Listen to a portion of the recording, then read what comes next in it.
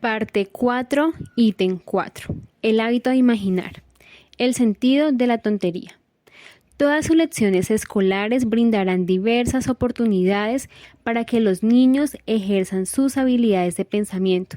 Sus lecciones deben alternarse cuidadosamente para que una habilidad mecánica se programe justo después o antes de una lección intelectual y un uso divertido de la imaginación llegue antes o después del uso de la razón lógica. Por otro lado, es una lástima que se cultive el gusto por las tonterías ridículas, con libros ridículos para niños a expensas de enseñarles cosas mejores. Alicia en el País de las Maravillas es una deliciosa fiesta de absurdos, y los niños y los adultos no pueden darse el lujo de perdérselo.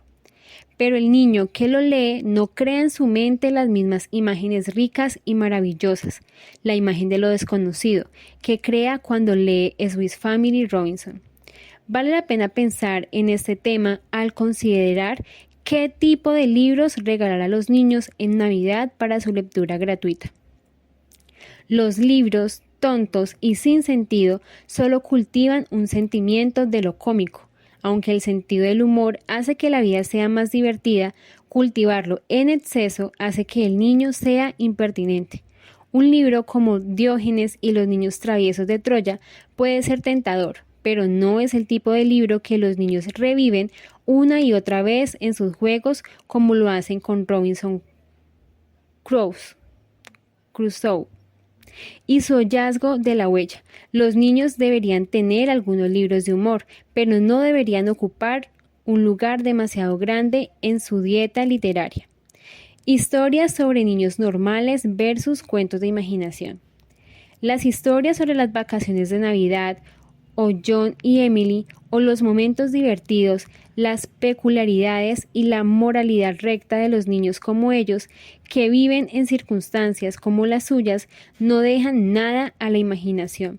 Los niños están tan familiarizados con ese tipo de cosas que rara vez se les ocurre jugar con las situaciones de cualquiera de esas historias. Ni siquiera lo leerían por segunda vez. Pero les encantan los cuentos de imaginación, la gente de otras tierras y otros tiempos, las aventuras heroicas, los escapes que desafían a la muerte, los maravillosos cuentos de hadas en los que pueden suspender la realidad y creer lo imposible. Incluso cuando saben que la historia es imposible, pueden entregarse a ella y creer. Imaginación y gran visión. Los cuentos imaginarios tienen más utilidad que simplemente divertir a los niños. Sería trágico que las generaciones futuras no tuvieran imaginación creativa. Serían menos propensos a concebir grandes ideas y a ser actos heroicos. Solo cuando podemos dejar que una persona o causa nos llene tanto que incluso nuestro propio interés se deje de lado, podemos hacer grandes sacrificios y hacer grandes cosas por esa persona o causa. Nuestros novelistas afirman que no queda nada por imaginar y por eso solo escriben sobre cosas reales, pero la imaginación es creativa. Debe ver no solo lo que hay, sino lo que es posible y lo que es artísticamente adecuado en una circunstancia dada. La imaginación crece. La imaginación no desciende de lo alto completamente desarrollada y se implanta en una mente madura como un hombre que se muda a una casa vacía, como cualquier otra función de la mente. Comienza como la mera semilla de un poder. Crece según el alimento que recibe. La infancia, la edad del asombro y la fe, es su ventana de oportunidad para crecer.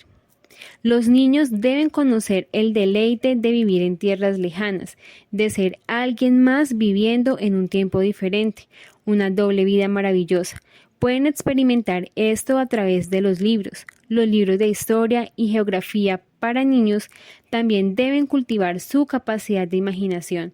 Si los niños no imaginan cómo era vivir en los tiempos sobre los que leen en la historia o no se sienten familiarizados con los lugares descritos en la geografía, entonces sus lecciones no están funcionando.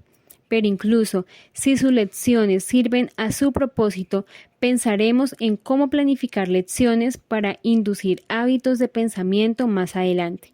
Por ahora, solo sepa que pensar, cómo escribir o patinar requiere práctica. Un niño que nunca ha tenido que pensar no pensará y probablemente nunca lo hará. Hay suficientes personas que ya van por el mundo sin ningún intento deliberado de pensar o usar su ingenio. Hay que hacer pensar a los niños todos los días de su vida. Deberían tener que llegar al porqué de las cosas por sí mismos. Los niños y los padres deben turnarse para hacer preguntas con por qué y luego tratar de responderlas. Si un niño pregunta ¿por qué?, entonces muchos padres se enorgullecen de esta evidencia de inteligencia en su hijo y le dicen la respuesta. Preguntar por qué sí muestra algo de inteligencia, pero solo a un nivel superficial. Pero deje que el padre sea el que pregunte por qué y el niño tenga que pensar en la respuesta. Después de que el niño lo haya repasado mentalmente, está bien darle la respuesta. Él nunca lo olvidará. Cada paseo debe sugerir algún tipo de rompecabezas para que el niño tenga que resolver. ¿Por qué esa hoja flota en el agua mientras que este guijarro se hunde? Y así.